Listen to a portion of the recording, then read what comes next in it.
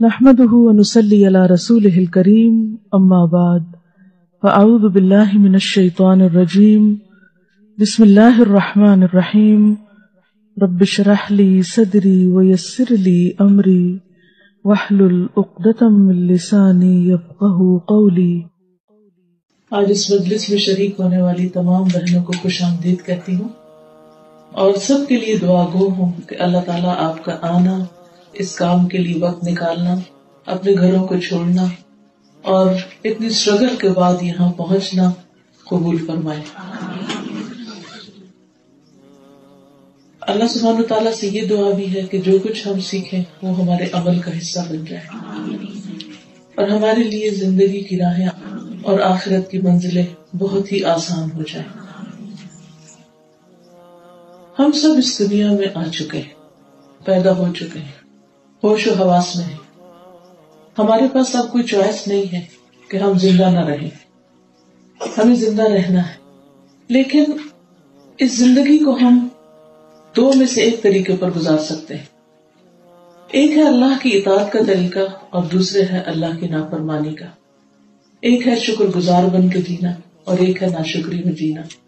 ایک ہے اللہ کی فرما برداری میں جینا اور دوسرے ہے اللہ کی نافرمانی میں جینا۔ ایک ہے کامیاب انسان کی طرح جینا اور دوسرے ہے ناکامیوں میں جینا۔ ایک ہے مشکلات کا مقابلہ کرتے ہوئے جینا اور ایک ہے مشکلات کے آگے گر جانا اور مشکلات کے ہاتھوں پریشان ہو جانا اور ان کا مقابلہ نہ کر سکنا۔ تو آج انشاءاللہ میں گفتگو کروں گی کہ ہم مشکلات کا مقابلہ کیسے کریں۔ دنیا میں کوئی انسان بھی ایسا نہیں جو یہ کہے کہ میری زندگی میں کبھی کوئی مشکل ہوئی نہیں، کوئی بھی نہیں کہہ سکتا۔ ہر شخص اپنی ذات میں یا باہر کی دنیا میں کبھی انسانوں کی طرف سے اور کبھی دوسری چیزوں کی طرف سے کسی نہ کسی مشکل کا شکار رہتا ہے۔ لیکن بہت سے لوگ ان مشکلات کے ہاتھوں اتنے ناراض رہتے ہیں، اتنے پریشان رہتے ہیں، اتنے دکھی رہتے ہیں کہ وہ زندگی جیسی قیمتی چیز جو صرف ایک بار ملی ہے اس سے فائدہ نہیں اٹھا پاتے۔ اور خاص طور پر جب اللہ سبحانہ و تعالیٰ سے ناراض ہوتے ہیں تو پھر نقصان ہی نقصان اٹھاتے ہیں۔ مشکل کے آنے کو کوئی روک نہیں سکتا۔ جو ہمارے مقدر میں لکھی ہے وہ تو ہو کر ہی رہے گی، آ کر ہی رہے گی، کیونکہ اس دنیا میں انسان آزمائش کے لیے بھیجا گیا ہے، امتحان کے لیے بھیجا گیا ہے، اور ہر ایک کسی نہ کسی امتحان سے ضرور گزرے گا۔ یہ تو ایک طے شدہ بات ہے۔ یہ زندگی پھولوں کی سیج نہیں، آرام کی جگہ نہیں۔ آرام اور راحت کی جگہ جنت ہے، جہاں کسی قسم کی کوئی بیماری، کوئی ہم، غم، تھکاوٹ، تکلیف، پریشانی، بڑھاپا کچھ بھی نہیں ہوگا۔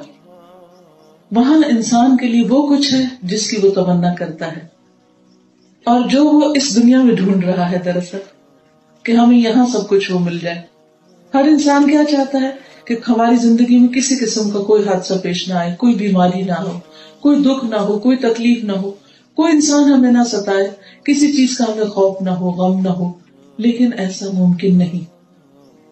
تو ایسے میں یہ یاد رکھنا چاہیے کہ انسان ساری زندگی کسی نہ کسی طرح آزمایا جاتا رہے گا۔ دوسری بات یہ کہ جو بھی مصیبت انسان پر آتی ہے وہ اللہ کی مشیت سے آتی ہے، اللہ کے اذن سے آتی ہے، یعنی خود سے خود نہیں آ جاتی، اور اس میں کوئی حکمت کار فرما ہوتی ہے۔ اور پھر دنیا میں رہنے والے انسانوں میں سے خاص طور پر مومنوں کی آزمائش اور زیادہ ہے، اور مومنوں میں سے بھی جو اعلیٰ درجے کے مومن ہیں ان کی اور بڑی آزمائش ہے۔ جیسے ہم دیکھتے ہیں کہ عام مومنوں کے مقابلے میں صحابہ کرام کی آزمائش بہت زیادہ تھی۔ ان میں سے کسی ایک کو لٹا کر اس کے اوپر بھاری پتھر رکھ دیا جاتا، ریت پر لٹایا جاتا، کوئلوں پر لٹایا جاتا اور کوئلوں پر لٹا کر جلایا جاتا۔ کیسی کیسی ان کو تکلیفیں دی جاتی، چٹائی میں بند کر کے سانس گھونٹا جاتا، کبھی گلے میں رسی ڈال دی جاتی، اور اس میں صرف مرد حضرات نہیں، خواتین کو بھی کیسے کیسے اسلام کی راہ میں ستایا گیا۔ یہ سب چیزیں ہم تاریخ میں پڑھتے ہیں، لیکن ان جیسی آزمائشیں باقی لوگوں پر نہیں۔ اور پھر ان کے مقابلے میں بھی پیغمبروں کی آزمائشیں اور بڑی ہیں، بہت بڑے بڑے امتحان آئے ان کی زندگی میں۔ یوسف علیہ السلام کو آپ دیکھیے، سال ہر سال تک اپنے خاندان، کنبے، قبیلے، ملک، وطن اور اپنے جیسے لوگوں سے بہت دور رہے، اور ان کے والد ان کے غم میں سال ہر سال روتے رہے، لیکن کبھی بھی اللہ تعالیٰ سے ناراض نہیں ہوئے، کیونکہ ان کا اس بات پر یقین تھا، یقین اور اعتماد تھا کہ اس میں ضرور کوئی خیر ہے، ضرور کوئی بھلائی ہے۔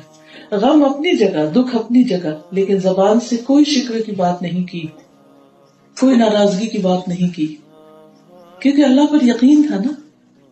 تو جب انسان کے اندر یقین اور ایمان جیسی چیز آ جاتی ہے کہ یہ اللہ کے اذن سے ہوا ہے اور اس میں ضرور خیر و بھلائی ہے، خواہ میرا دل رنجیدہ ہے لیکن میں اللہ سے ناراض نہیں، تو ایسے شخص سے اللہ سبحانہ و تعالیٰ بھی راضی ہو جاتا ہے، اور پھر اس کے لیے ہر لمحے اس کو جو تکلیف پہنچتی ہے اس کے بدلے اجر عظیم لکھ دیتا ہے۔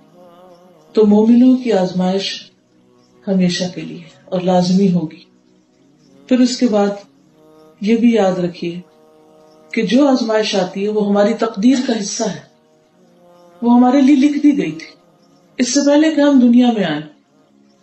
اور آپ کو معلوم ہے کہ زمین و آسمان کی تخلیق سے 50,000 سال پہلے تقدیریں لکھ دی گئی تھی، اس لیے جو آنا تھا وہ تو آنا ہی تھا، ہم اس سے بچ نہیں سکتے تھے، وہ ہماری قسمت میں لکھا تھا۔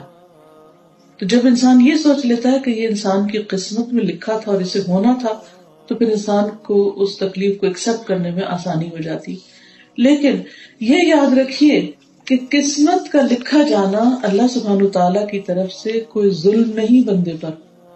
اگر کسی کے حصے میں کوئی تکلیف لکھی گئی، مثلا کسی کا بیٹا فوت ہو گیا، کسی کا رشتہ ٹوٹ گیا، یا کسی کے ساتھ کوئی دھوکہ ہو گیا، انسان کبھی یہ نہ کہے کہ اللہ نے میری تقدیر میں یہ کیوں لکھا تھا، مجھے یہ نہیں چاہیے تھا، ایسے مجھے تو کچھ اور چاہیے تھا، میرے ساتھ یہ کیوں کیا۔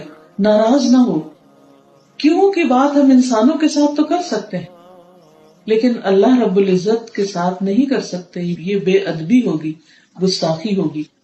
کہاں ہمارا علم اور کہاں اللہ سبحانہ تعالیٰ کا علم۔ وسع کرسیہ السماوات والارض، جس کو کبھی نیند تو کیا اونگ بھی نہیں آتی، اور جس کا علم ہر چیز پر چھایا ہوا ہے۔ ابھی جو آیت الکرسی آپ نے وَلَا يُحِيطُونَ بِشَيْءٍ مِّنْ عِلْمِهِ إِلَّا بِمَا شَاءَ، اللہ سبحانہ تعالیٰ کا علم اتنا وسیع ہے کہ اس کے مقابلے میں بندے چھوٹی سی چیز کا بھی احاطہ نہیں کر سکتے۔ ساری مخلوق بھی مل کر اللہ کے مقابلے میں ایک قطرے سے زیادہ علم نہیں رکھتی سمندر کے مقابلے میں۔ تو اس لیے کیوں کرنے کی ہمیں کیا مجال ہے، اور ہم کیسے کہہ سکتے ہیں کہ کیونکہ ہمیں تو نہیں پتا۔ قرآن مجید میں آتا ہے سورۃ الانبیاء 23 میں، لا يسأل عما يفعل وهم يسألون، اس سے نہیں پوچھا جاتا اس کے بارے میں جو وہ کرتا ہے، ہم نہیں پوچھ سکتے، we have no right، اور ان سے پوچھا جائے گا کیونکہ انسان جو ہے وہ اللہ کی تخلیق ہے، مخلوق ہے، اس لیے انسانوں سے سوال کیا جائے گا کہ انہوں نے کوئی کام کیوں کیا، لیکن اللہ تعالیٰ سے ہم نہیں پوچھ سکتے کیونکہ اللہ سبحانہ تعالیٰ اپنے بندوں پر ذرہ برابر بھی ظلم نہیں کرتا۔ قرآن مجید میں سورۃ النساء میں ایک آیت آتی ہے، آیت نمبر 40 ہے، اللہ تعالیٰ فرماتے ہیں ان اللہ لا یظلم مثقال ذرہ، ہمارا یہ یقین ہونا چاہیے کہ اللہ سبحانہ تعالیٰ کسی پر ایک ذرے، ایک ایٹم برابر بھی ظلم نہیں کرتا۔ اگر ہمارے حق میں کوئی بیماری لکھ دی گئی یا کوئی حادثہ لکھ دیا گیا تو وہ ظلم نہیں ہے، وہ عین انصاف ہے، اس کی حکمت وہ سمجھتا ہے، ہم نہیں سمجھتے، ہم نہیں جانتے۔ فرمایا اور اگر ایک نیکی ہو، یعنی وہ ذرہ اگر کوئی نیکی کا انسان کرے تو اسے دگنا کر دے گا اور اپنے پاس سے بھی بہت بڑا اجر عطا فرمائے گا۔ یعنی اگر مومن کو ایک کانٹا بھی چبھ جائے، ایک ہلکی سی پرک بھی ہو جائے تو اس پر بھی اس کے لیے اجر ہے۔ ایسا نہیں ہوگا کہ وہ تکلیف اس کے لیے رائیگاں جائے گی یا ضائع ہو جائے گی، نہیں، اس پر بھی اس کو بہت بڑا صلہ ملنے والا ہے، تو کسی پر بھی ظلم نہیں ہوگا۔ سورۃ الکہف 49 میں اللہ تعالیٰ فرماتے ہیں وَلَا يَظْلِمُ رَبُّكَ أَحَدًا، تیرا رب کسی ایک پر بھی ظلم نہیں کرتا۔ ہم سب قرآن کو مانتے ہیں، اس پر ایمان رکھتے ہیں، تو یاد رکھیے جو تکلیف آپ پر آئی ہے وہ اللہ کی طرف سے ظلم نہیں ہے، کوئی زیادتی نہیں ہے۔ سورۃ حامی سجدہ 46 میں اللہ تعالیٰ فرماتے ہیں وما ربک بظلام للعبید، اور تیرا رب اپنے بندوں پر ہرگز کوئی ظلم کرنے والا نہیں.